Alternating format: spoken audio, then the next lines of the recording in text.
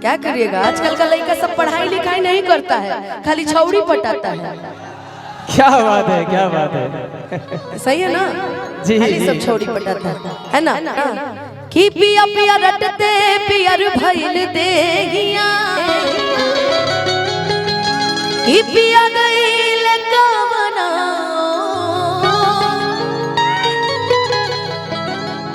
किसे जे पता नहीं को नीक न लागे, कि जगले होता भो।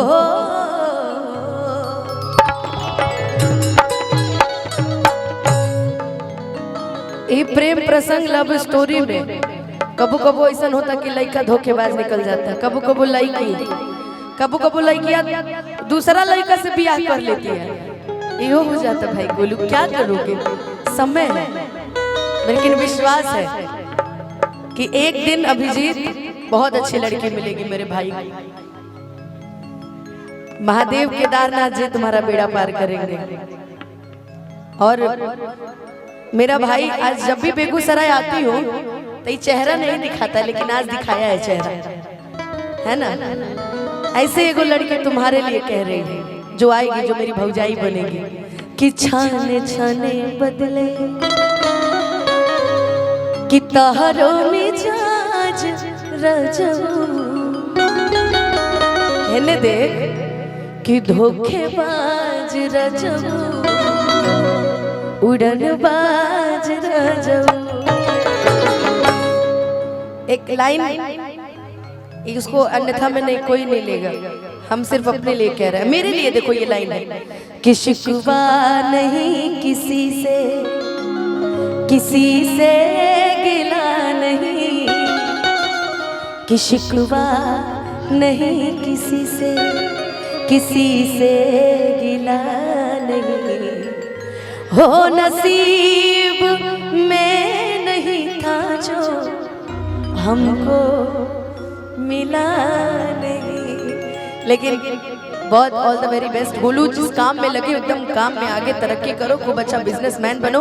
अब जीतवा खान मत बनिए बस, इतना सब लड़की बाज हो गइल बा, ई उड़नबाज नहीं खी लड़की बाज हो गइल बा मेरा। क्या करिएगा, आजकल का लड़का सब पढ़ाई लिखाई नहीं करता है, खाली छौड़ी पटाता है। क्या बात है, क्या बात है। सही है ना जी, खाली सब छौड़ी पटाता है ना। रोहित भैया इसको फास्ट में लीजिएगा कि छाने छाने बदले तोहरो मिजाज रजऊ, धोखेबाज रजऊ, उड़नबाज रजऊ।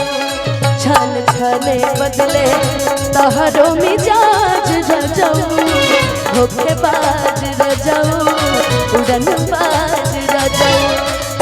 और तहरा आदत से, तहरा आदत से, तहरा आदत से हो जाई नाराज रजऊ, उड़नबाज रजऊ, धोखेबाज रजऊ, उड़नबाज रजऊ, धोखेबाज रजऊ।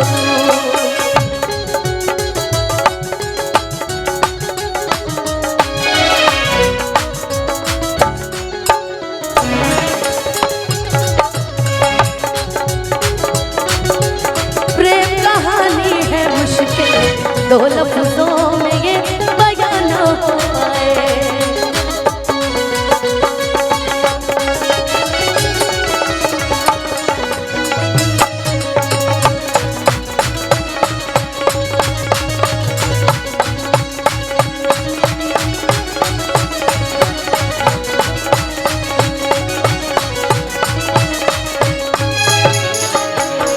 घर भर के जिम्मा सैया हमारे कपार बा,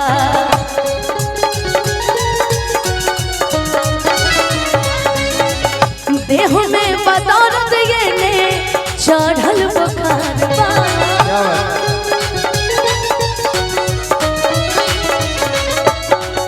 घर भर के जिम्मा सैया हमारे कपार बा, देह में बदौलत ये ने चढ़ल बुखार। आज अगर अपने पिया जी को अगर बोलना रहे जीवन में इधर आओ। आपका क्या नाम है? अर्चना। सीमा आपका? ज्योति। बात बुझाना था। देखिए ये आपके प्यार में पागल है तुरंत। अगर कोई लड़की लड़के को देख के कहती है ना कि ये लड़का मुझसे प्यार करता है, अच्छा तो सदमे में, अच्छा तो सदमे मत रहना, वो लड़का आपके जैसे 20 और से प्यार करता है। आजकल किसी चीज का गारंटी नहीं है, किसी भी सामान की देखो 2 साल 4 साल 3 साल, उससे ज्यादा गारंटी नहीं है। आप बताओ सोनार होके 100 रुपया देता रहे, बताओ। बात बुझी ना था हो जाए नाराज धोखेबाज उड़नबाज धोखेबाज उड़नबाज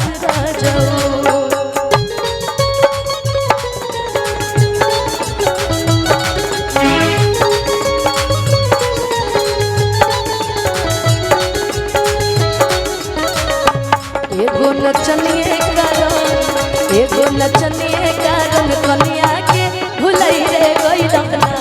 एगो नचनिए कारण कनिया के भुलई रे गई लखना।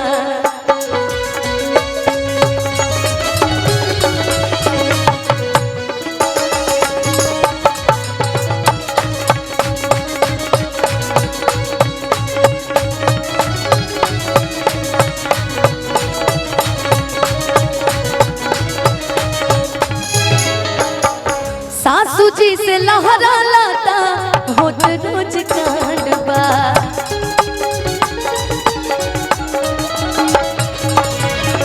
पहलंगे पे बैठल बैठल पूरत डिमांड बा।